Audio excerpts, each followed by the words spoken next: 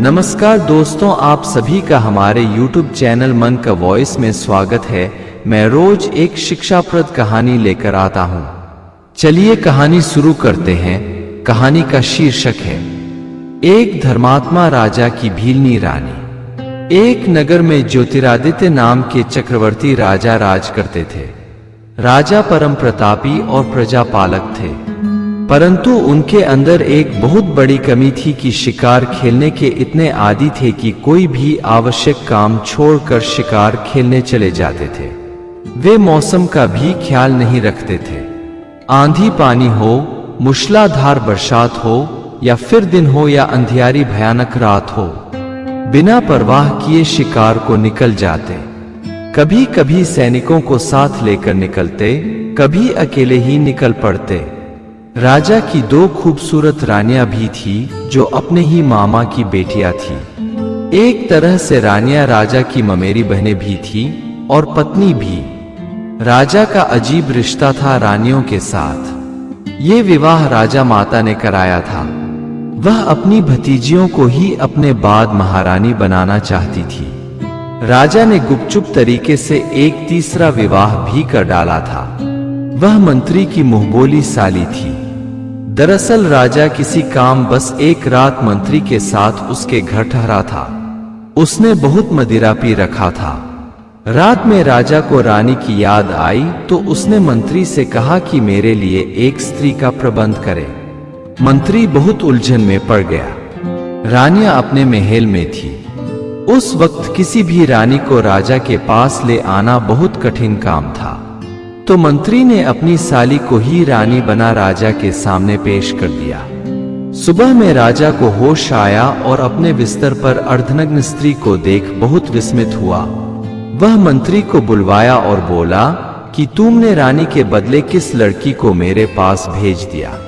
तब मंत्री बोला, महाराज आपने ही आदेश दिया था कि किसी स्त्री को ले आओ। चूंकि राजमहल बहुत दूर था, हम रात के वक्त रानियों को ला नहीं सकते थे। तो मैंने मन में विचार किया कि महल से बाहर भी आपके लिए एक रानी होनी चाहिए। इसलिए मैंने इस लड़की को आपकी तीसरी रानी बना दिया। राजा बोला, किसी का भी रानी बनना ये गुड्डा गुड्डी का खेल है क्या? मंत्री बोला, महाराज आप एक प्रजापालक न्यायप्रिय राजा हो, उसकी इज्जत बर्बाद करने के बाद कहते हो कि गुड्डा गुड्डी का खेल है। जरा सोचिए महाराज, यह लड़की राजमाता के पास गई तो फिर क्या होगा? अपनी बात प्रजा में रखी तो फिर क्या होगा? आप राजा हो, 10 रानी रखो, कोई कुछ नहीं कहेगा। परंतु एक रानी को छोड़ दोगे तो प्रजा के नजरों से गिर जाएगा महाराज। राजा बोला, परंतु मैं इस लड़की को रानी बना राजमाता के पास नहीं ले जा सकता। तब मंत्री बोला, आप इस रानी को गुपचुप तरीके से हमारे पास रखिए, किसी को कानो कान खबर भी नहीं होगी। और जब यात्रा पर जाएगा, शिकार पर जाएगा, तो इस रानी को साथ ले जाएगा। अब चूंकि राजा मंत्री के जाल में फंस चुका था, अब मंत्री की बात माननी उसकी मजबूरी थी। उधर मंत्री की साली कोई शरीफ औरत नहीं थी, उसके संबंध मंत्री के साथ भी थे। वह यदा कदा मंत्री के पास रहती थी, परंतु राजा की तीसरी रानी बन जाने पर अब स्थायी रूप से मंत्री के घर ही रहने लगी। राजा जब कभी दूर यात्रा पर जाता तो तीसरी रानी को साथ ले लेता। मंत्री भी राजा के साथ जरूर जाता। राजा के तीसरी रानी के विषय में मंत्री के अलावा किसी को कोई खबर नहीं थी। मंत्री इस बात को गोपनीय रखने के एवज में राजा से मनमाना पैसा वसूलता, कोई भी बेमतलब बात मनवा लेता और तीसरी रानी के साथ मजे करते सो अलग। मंत्री एक दिन तीसरी रानी को समझाया कि राजा तुम्हें किसी कीमत पर तीसरी रानी स्वीकार नहीं करेगा, तुम्हारे साथ धोखा कर रहा है। हमें राजा को ही सबक सिखाने चाहिए। अगर जरूरत पड़ी तो हम राजा को ही रास्ते से हटा सकते हैं। तब तीसरी रानी बोली, हमें राजा के बुरा सोचने से घाटा ही होगा, क्योंकि दोनों रानियों के एक एक राजकुमार हैं जो राजा के नहीं रहने पर राजा बन जाएंगे, परंतु हमें घाटा हो जाएगा। अरे हम कौन सा राजा के प्रति वफादार हैं? हमारा संबंध राजा से भी है और आपसे भी है, और राजा से संबंध रखने पर फायदे ही फायदे हैं। महीने में एक आध बार आता है और 1000 स्वर्ण मुद्रा देकर चला जाता है। मंत्री मन में सोचा, स्त्री है, इसका झुकाव राजा के तरफ भी है, परंतु इसके सहारे ही मैं एक दिन राजगद्दी हासिल कर सकता हूं। कुछ राजाओं में यह समस्या रही है कि विवाह तो कई कर लेते थे, परंतु रानियों को संतुष्ट नहीं कर पाते थे, इसलिए रानियां नाजायज संबंध भी रख लेती थी। एक दिन राजा आधी रात को मंत्री के साथ शिकार खेलने गया। राजा जंगल में बढ़ता ही चला जा रहा था। वह घनघोर जंगल में पहुंच गया। उस पर एक बहुत बड़ा शेर आक्रमण कर दिया। वह शेर के हमले से घायल हो मूर्छित हो गया। जब उसे होश आया तो एक नवयुवती भीलनी की झोपड़ी में था। राजा बुरी तरह घायल हो चुका था, भीलनी भी घायल थी। राजा उस नवयुवती से पूछा, देवी आप कौन हो और मैं इस वक्त कहां हूं? तब नवयुवती ने बताया कि आप अभी धरती पर ही हो, स्वर्ग या नरक में नहीं गए हो। आपको बचाते बचाते मैं भी घायल हो गई हूं। कई दिनों के प्रयास के बाद आदमखोर शेर मारा जा चुका है, परंतु इतनी रात गए आपको जंगल में आने की क्या जरूरत आ पड़ी थी? मैं शेर के पीछे कई दिनों से पड़ी थी। वह इंसानों पर हमलावर हो गया था, इसलिए उसे मारना जरूरी था। राजा बोला, देवी मैं इस राज्य का राजा हूं। तब भीलनी बोली, आप चाहे कोई भी हो, इस वक्त आराम करें। मैंने आपके घाव पर औषधि लगा दी है। 2 से 3 दिन में आप बिल्कुल भले चंगे हो जाएंगे। उसके बाद हम बातें करेंगे। उधर मंत्री राजमाता को खबर दिया कि राजा घनघोर जंगल में चले गए हैं। उनका कोई अभी अता पता नहीं लग रहा है। हम लोग दिन के उजाले में ढूंढने का प्रयास करेंगे। 2 दिन बाद राजा बिल्कुल ठीक हो गए और भीलनी से बोले कि देवी आपने मेरी जान बचाई, मुझे जीवन दान दिया, बदले में जो मांगना हो मांग लो।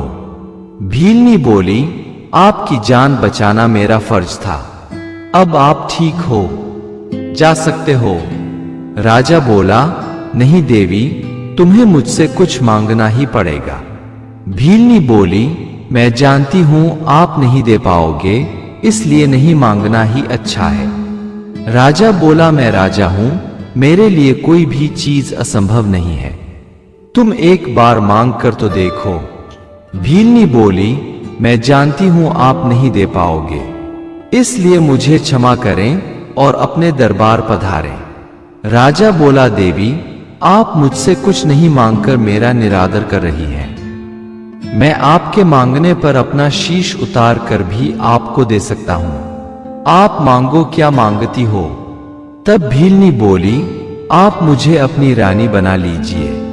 राजा बहुत सोच में पड़ गया। तब भीलनी बोली, किस सोच में पड़ गए महाराज? मैं आप पर कोई दबाव नहीं बना रही, आप इनकार कर जा सकते हो।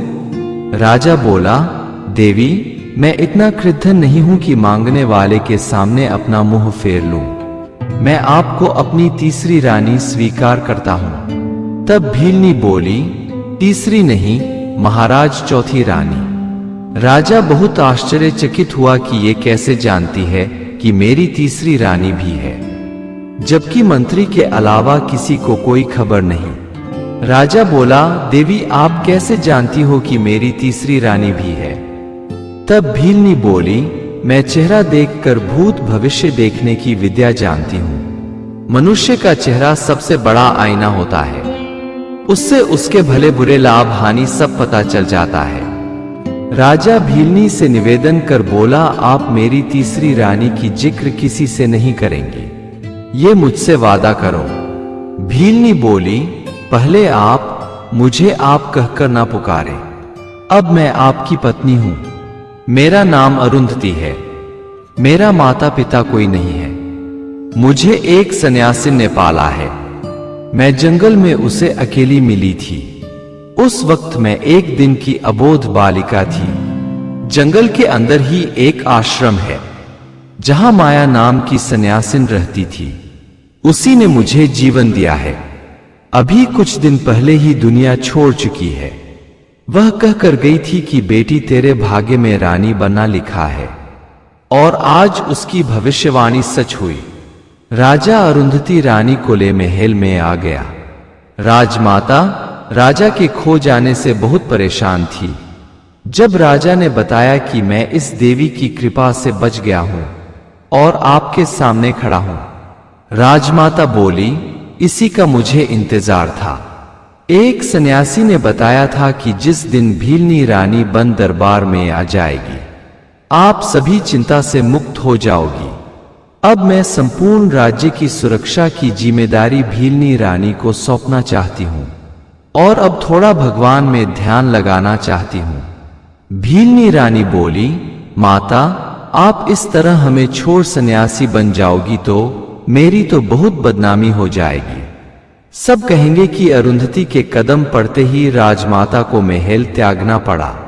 आप अभी अपने दोनों राजकुमारों के राज तिलक तक कहीं नहीं जाएंगी। वादा करो आप हमारे साथ रहोगी।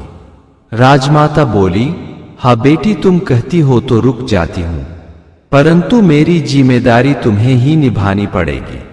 अरुंधति बोली, हमें मंजूर है माता। राजा दोनों रानियों के अपेक्षा अरुंधति रानी को ज्यादा प्यार देता था। वह ज्यादा से ज्यादा समय उसी के साथ बिताता था। तीसरी रानी को तो लगभग भूल चुका था, अब उसे खर्चे भी नहीं देता था। तीसरी रानी और मंत्री योजना बनाए कि हम अब राजा के कुकर्मों की भंडाफोड़ कर रहेंगे। वह अपनी साली को ले राज दरबार आया और राजमाता से शिकायत कर दी कि राजा ने गुपचुप तरीके से तीसरा विवाह कर लिया है और इस लड़की को छोड़ दिया है। आप इस लड़की के साथ न्याय करें।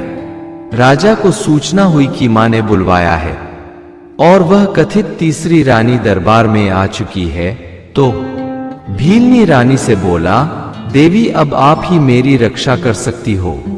तब बिलनी रानी बोली, महाराज आप निश्चिंत रहें, मेरे पास हर सवाल का जवाब है। वह महारानी के पास आई और बोली, माता श्री, यह औरत अगर तीसरी रानी अपने को बता रही है तो अब तक कहाँ थी? वह मंत्री के साथ उसके घर क्यों रह रही थी? मंत्री और उसके संबंध कैसे हैं? मंत्री ने पहले इसका जिक्र आपसे क्यों नहीं किया? आपसे कोई राज छुपाकर मंत्री ने सबसे पहले गद्दारी की है। एक रानी को अपने घर रखकर दूसरी बड़ी गद्दारी की है। न्यायोचित यही है कि इसे मृत्युदंड दिया जाए। और जो स्त्री एक मंत्री के साथ उसके घर में रही, उसे कैसे पवित्र माना जाए? इसके लिए इसे अग्नि परीक्षा से गुजरना होगा। राजमाता ने कहा कि भीलनी रानी ठीक कह रही है, मंत्री को तुरंत गिरफ्तार किया जाए। उसे फांसी चढ़ाना है या नहीं, कल फैसला होगा। परंतु अपने को तीसरी रानी बताने वाली स्त्री की अग्नि परीक्षा हो ही जाए। तीसरी रानी के पसीने छूटने लगे। उसके ज्यादातर संबंध मंत्री से ही थे, बल्कि उसके बच्चे की मां बनने वाली थी।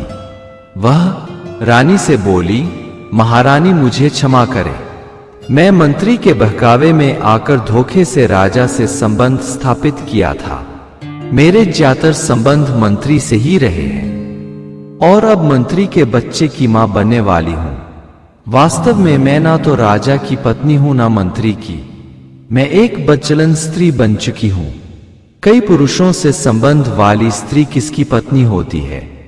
राजमाता बोली, चूंकि मंत्री के साथ तुम भी धोखेबाजी में शामिल थी, आज हम इस निर्णय पर पहुंचे हैं कि तुम भी दोषी हो।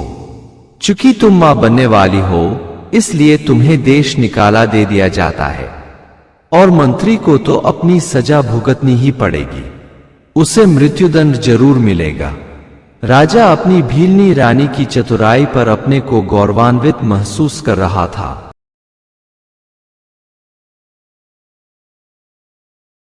प्राचीन समय में रतनगढ़ नाम की रियासत थी, जहां महेंद्र प्रताप नाम के राजा राज करते थे। वह एक धर्मात्मा राजा थे। वह प्रजा का ख्याल कुछ अलग किस्म से करते थे।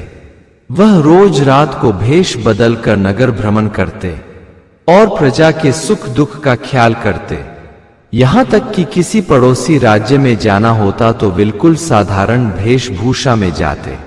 उनके मन में राजा होने का कोई घमंड नहीं था। वह प्रजा के सेवा को अपना कर्म बना लिए थे। एक रात नगर भ्रमण को निकले थे। सहसा एक झोपड़ी के पास रुक गए। वह झोपड़ी एक ब्राह्मण की थी। उसमें पति पत्नी आपस में बातें कर रहे थे। पत्नी पति से कह रही थी कि अभी कुछ दिन पहले तक हमारी यजमानी अच्छी खासी थी। सैकड़ों यजमान थे, परंतु ना जाने क्या हुआ, कौन सी बीमारी चली कि सभी यजमान एक एक कर छोड़ते चले गए। अब हमारे पास एक भी यजमान नहीं है। ब्राह्मण बोला, भाग्यवान, पूजा पाठ कराना तो दूर की बात, अब कोई एक मुट्ठी अन्न देने को तैयार नहीं। ब्राह्मणी बोली, स्वामी आप चिंता मत करो, आप कल सीधे राज दरबार जाओ और राजा से याचना करो कि हमें भोजन प्रबंध करें। ब्राह्मण बोला, भाग्यवान तुम ठीक कह रही हो, मैं अवश्य ही कल राजा के पास जाऊंगा। चने चबेने खाने से अब गुजारा नहीं होने वाला। राजा यह बात छुप कर सुन रहा था। वह अपने महल लौट आया। सुबह होते ही ब्राह्मण राजा के पास पहुंचा और उनसे मदद की गुहार लगाई। राजा ने बिना कोई कारण जाने उसे 100 स्वर्ण मुद्रा दे दिया। ब्राह्मण बहुत खुश हो राजा का जयकार करते, उसका गुणगान करते अपने घर वापस चला गया। ब्राह्मण दंपत्ति ने उस स्वर्ण मुद्रा को बहुत संभाल कर एक लोहे की संदूक में सुरक्षित रखा और दोनों विचार करने लगे कि अब हम आराम से कई साल तक चैन से जिंदगी बसर कर लेंगे। हमें 2 वक्त की रोटी और कपड़े के अलावा और चाहिए क्या। हमारा राजा महेंद्र प्रताप महादानी राजा है। वह ब्राह्मण और संत जनों के पालक हैं। उनके राज्य में कभी कोई भूखा नहीं सोता। भगवान करें ऐसा राजा युगों युगों तक राज करे। इस प्रकार दोनों पति पत्नी सो गए। सुबह उठकर संदूक खोला तो उसमें से स्वर्ण मुद्रा गायब थी, जबकि बाहर ताला लगा हुआ था। उसकी चाबी भी ब्राह्मण के पास सुरक्षित थी। ब्राह्मण को बड़ा आश्चर्य हुआ।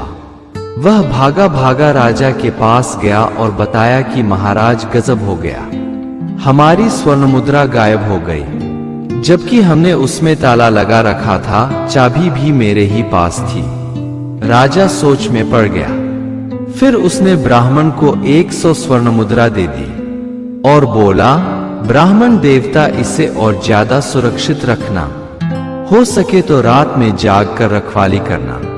राजा ने भी गुप्त तरीके से ब्राह्मण के घर के बाहर पहरेदार लगा दिए।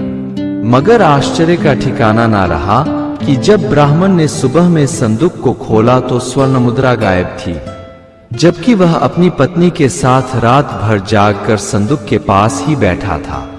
वह पुनः राजा के पास गया और स्वर्ण मुद्रा गायब होने की बात राजा से बताई और यह भी बताया कि महाराज, मैं अपनी पत्नी के साथ रात भर जाग कर पत्नी के साथ उस संदूक की रखवाली की थी।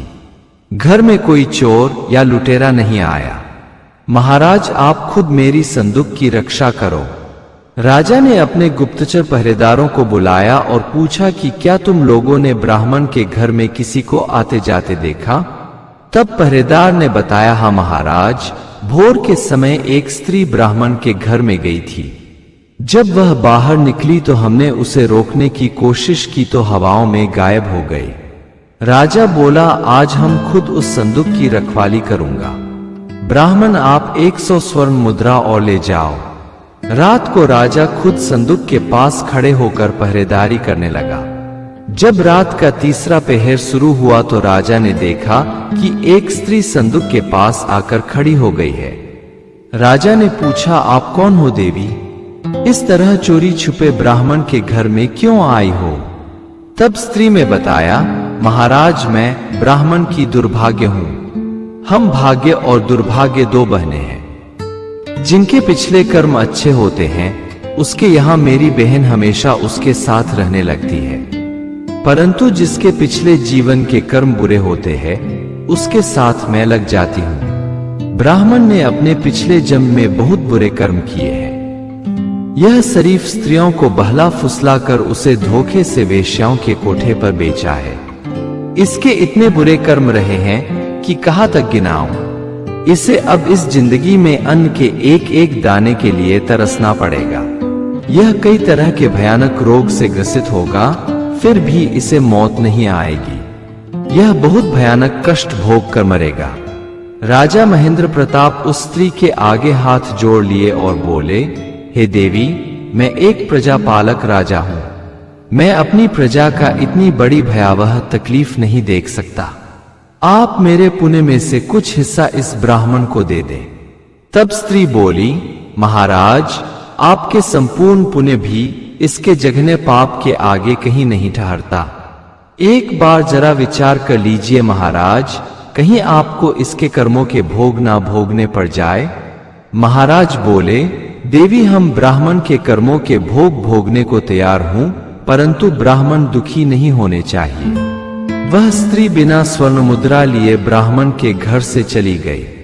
ब्राह्मण ने संदूक खोलकर देखा तो उसके स्वर्ण मुद्रा सुरक्षित पड़ी थी। वह खुश हो राजा का जयकार करने लगा। उधर राजा अपने राजभवन लौट आया। 2 दिनों बाद राजा अपना भेष बदल जंगल में शिकार को गया। अचानक राजा का घोड़ा बिदक गया और राजा के लाख रोकने के बाद भी नहीं रुका। वह राजा को लेकर शत्रु राजा की सीमा में प्रवेश कर गया। प्रवेश करते ही शत्रु राजा का सैनिकों ने राजा को पकड़ लिया। चूंकि राजा ब्राह्मण के पाप कर्म अपने ऊपर लेने से श्रीहीन हो चुका था, जिस राजा का मुकाबला 10 बहादुर सैनिक नहीं कर सकते थे, आज उसे 2 निर्बल सैनिकों ने पकड़कर बहुत मारा पीटा और उसे अपने पड़ोसी राजा महेंद्र प्रताप का गुलाम समझ एक किसान को एक असरफी में बेच दिया। किसान अपने गुलाम को ले अपने खेत पर आया और उससे काम लेने लगा। राजा भी चुपचाप किसान की गुलामी करने लगा। किसान की एक बेटी थी जो सयानी हो चली थी। वह रोज खेत पर अपने पिता और गुलाम के लिए खाना लेकर जाती। वह अपने पिता के सामने कभी गुलाम के तरफ नजर उठाकर नहीं देखा था। एक दिन उसके पिता किसी काम से दूसरे गांव चले गए थे। लड़की खेत पर गुलाम के लिए खाना लेकर गई। उसने आज गुलाम को जी भर के देखा तो देखती रह गई। उसके कानों में सोने के कुंडल, हाथ में हीरे की अंगूठी देख चकित रह गई। भला गुलाम भी इतने महंगे आभूषण पहनते हैं? वह उससे बोली, सच बताओ कि तुम कौन हो? तुम गुलाम तो हो नहीं सकते। एक असरफी में बिकने वाला स्वयं हजारों स्वर्ण मुद्रा के आभूषण पहन रखा है। इतना डीलडोल शरीर, चौड़ी छाती, बड़ी बड़ी आंखें किसी मजदूर की नहीं हो सकती। तब राजा ने कहा, बहन, मैं एक मजदूर ही हूं और ये कुंडल, ये हीरे की अंगूठी मेरे किसी काम के नहीं। तुम मुझे अपना भाई समझ, कुंडल और अंगूठी को भाई के तरफ से उपहार समझ अपने पास रख लो। लड़की बोली, मेरा इरादा तो कुछ और ही था, परंतु तुमने बहुत चालाकी से अपनी बहन बना लिया। अच्छा ही किया, मेरा कोई भाई नहीं था। उसने कुंडल और अंगूठी उससे ले ली और यह बात अपने घर जाकर मां से बताई तो उसकी मां सिर पीट कर रह गई। मूर्ख लड़की, ठगी गई। अरे अवश्य ही वह कोई राजा है। तुम्हें उसे भाई नहीं पति बनाना था, पर अब तो मूर्खता कर बैठी हो।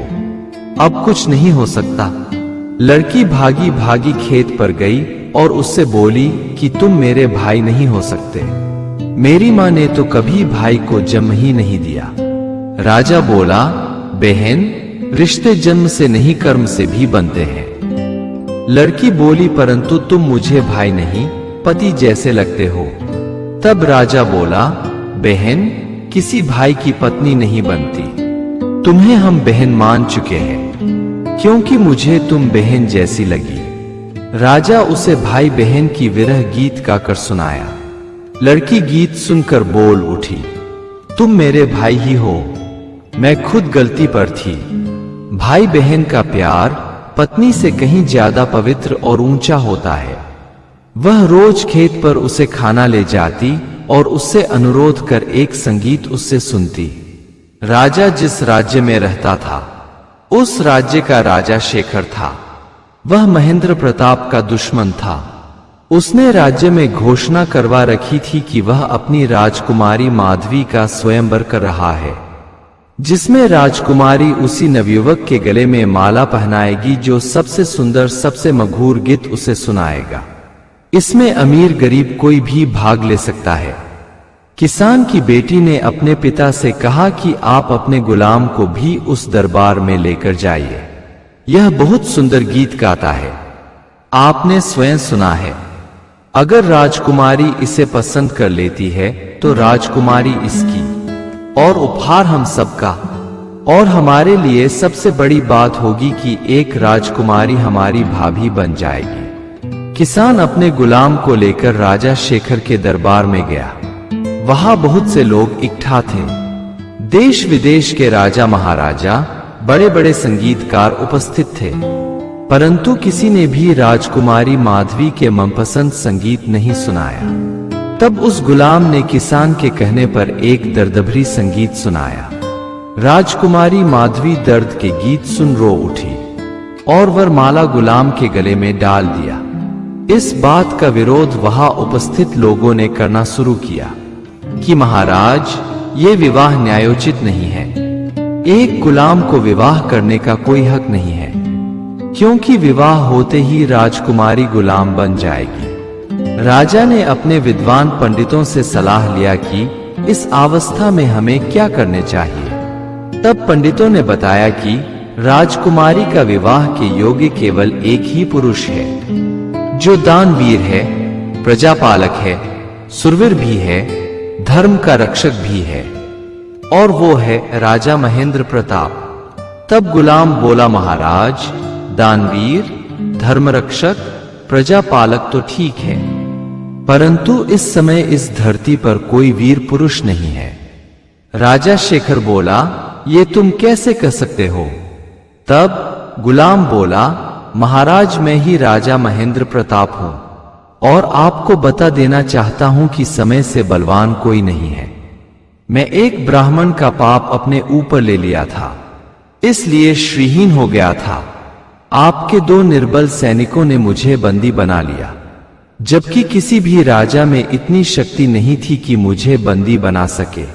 उन सैनिकों ने मुझे बहुत मारा पीटा, परंतु मैं कुछ ना कर सका।